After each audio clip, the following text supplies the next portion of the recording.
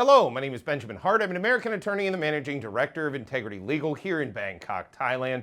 If you notice a small grin starting to kind of creep across my face, it comes from the fact that this is one of those rare opportunities I get where I get to sort of be the John Madden, Pat Summerall, if you will, on the sidelines, sort of looking in on the sort of US-Thai relationship. And I've likened the American-Thai relationship in the past to, if you've ever seen the movie Tombstone or the film Wyatt Earp with Kevin Costner. Tombstone had Kurt Russell in it.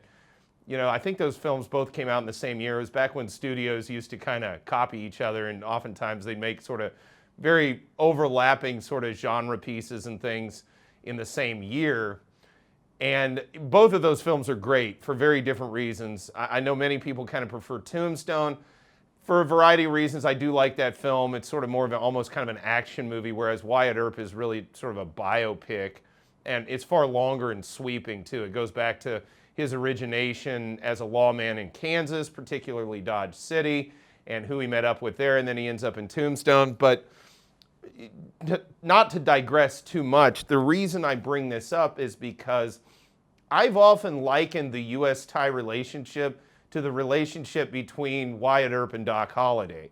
And I'm not designating one country as either of those. It's just at different times with the fluidity of the Thai-American relationship, at any given time you can sort of pinpoint the Thai-American relationship and you could say, well, in that circumstance, the Thais were kind of the Wyatt Earp there and maybe the Americans were a little more Doc Holliday. Then other times it's flipped, where the Americans are sort of more Wyatt Earp and the Thais are a little bit more Doc Holliday.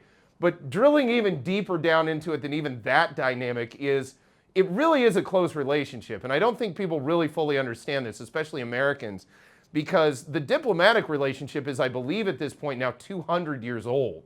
So, and people often forget that Thailand is America's oldest ally in Asia, oldest continuous ally. I believe it's high in the running for oldest ever, only eclipsed, I believe, by the relationship with France, which goes back to the American Revolution.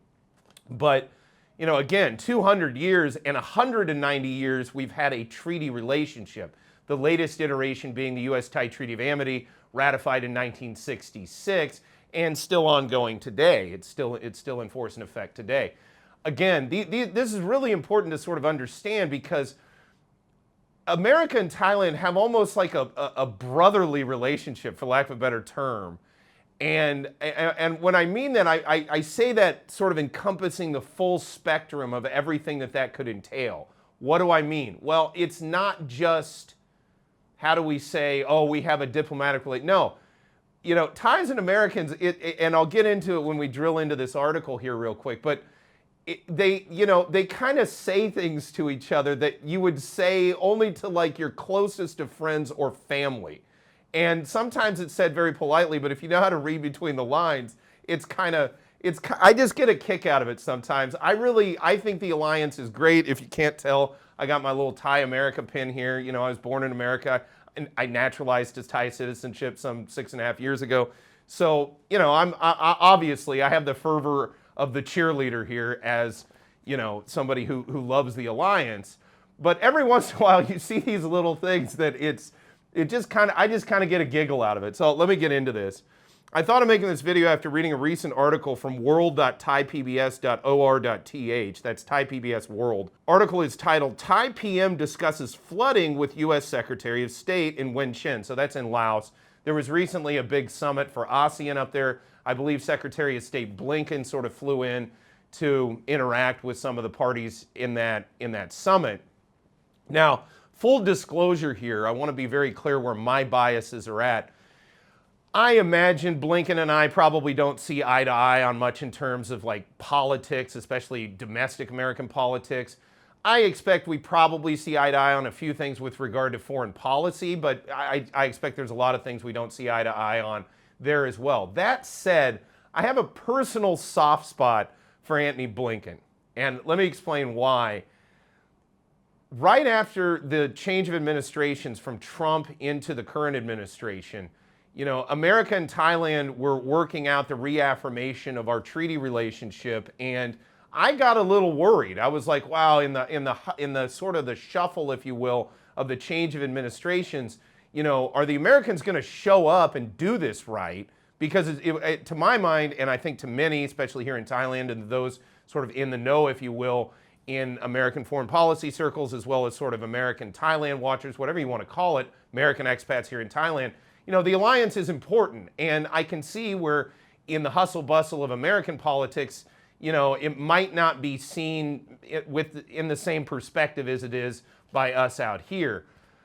My point in making this is, notwithstanding the fact I may not agree with him politically on a lot of different issues, he did show up here, and in my opinion, that reaffirmation of our treaty relationship went off without a hitch. It was very well done, and I think it was one of the first things he did after coming in as Secretary of State. And he came over here, and it was just, I remember remarking to a friend of mine that, I looked at that as sort of tonally perfect. And I said that as a sort of double entendre, if you will. As Thailand, the language is tonal. They use tones in Thai.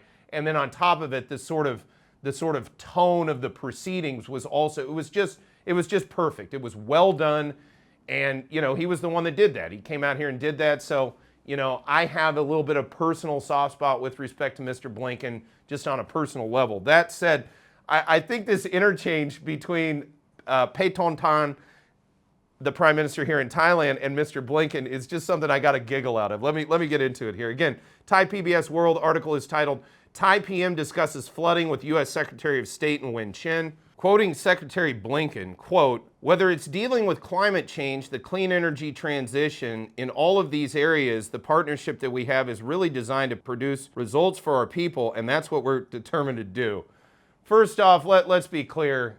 With regard to the things I disagree with Mr. Blinken probably on at a policy level, things like so-called climate change and clean energy transition and all of this stuff, we're probably not on the same page on that. Let me just put it that way. That said, kind of all of this factors in to some later analysis here. So let me keep going. Quoting further, and this is the really relevant one. I really want to drive this one home because this is a fair point. Quoting directly, but particularly between us, our countries have such an extraordinary history together, and we simply want to build on that. Yeah, absolutely, and he's dead right on that. Again, as I said, it's like Wyatt Earp and Doc Holliday. The American-Thai relationship, it's very unique. I understand outsiders to it. They can kind of like look at it and say, wow, that's an interesting relationship you have there, and the history there, it again, very unique amongst American relationships abroad. Also very, very bilateral, again, as exemplified by the US-Thai Treaty of Amity. That stated, and this is where I get to laughing a little bit, because the Thai Prime Minister, if you kind of read between the lines here, well, let me just get into it. Quoting directly, PM Paetongtarn, quote, yes, indeed. I believe that the USA and Thailand has a very long-term good relationship. And of course, like anything you want to do, and we just can talk, and then inaudible, have something together just very like future forward, something like that. And this is kind of where it gets a little bit like, now we're talking within the family kind of thing. Quoting further. And so we can invest, or we can just do some project together. That may help a lot of people. And then sort of inaudible. And then again, this is kind of where it hits the road.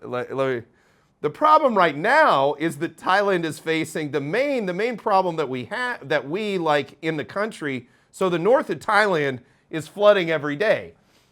Again, read between the lines on that. That's kind of like if I'm talking to my brother and he says, yeah, hey, our house flooded. And I say, we've got a long relationship here, and we have a relationship with climate change and clean energy. And then my brother would probably turn around to me and say, well, like, yeah, but my house is flooded. Are you going to bring some buckets, or like, are you doing something? Like, what are we doing here? And it goes on in there, and clearly, they probably went behind closed doors again and had some deeper discussions. But I just like the kind of the little observation by the PM where it's like, yeah, okay, climate change, all that good stuff. We're flooded out up north. Are you going to like maybe send some rowboats, or, maybe help out? I kind of just read between the lines of like, you can talk a lot of platitudinous stuff about climate change, but we've got some environmental problems right now, and maybe there's something going on with that. And if you read, again, I urge those who are watching this video, go check out world.thaipbs.or.th. You can go ahead and see sort of the further discussion there. And I think probably, yeah, there will be some assistance between the Americans, or at least some collaboration between the Americans and the Thais with regard to that. On the other side of it, you know, if you're talking intra-family a little bit, it'd be like, well, you know, we've got problems in North Carolina too. Are the Thais sending any buckets and rowboats out there? You know, I'm just asking. Again, the point I'm trying to make with this video is that the Americans and the Thais have that kind of relationship where they can just kind of talk to each other much more fluidly than I think in a lot of other circumstances, and I think that's a good thing. Thailand and America have a very special relationship, a relationship where the Secretary of State shows up and says, hey, you know, you're one of our oldest allies. We have an extraordinary relationship with you folks. And the Thais say, yeah, sure we do. Yeah, we agree. We couldn't agree more. You know, though we are having some flooding issues. So, you know, if you are worried about climate change and environmental stuff, we could use some help at, like, right now if you're offering. But again, that's not really even the point.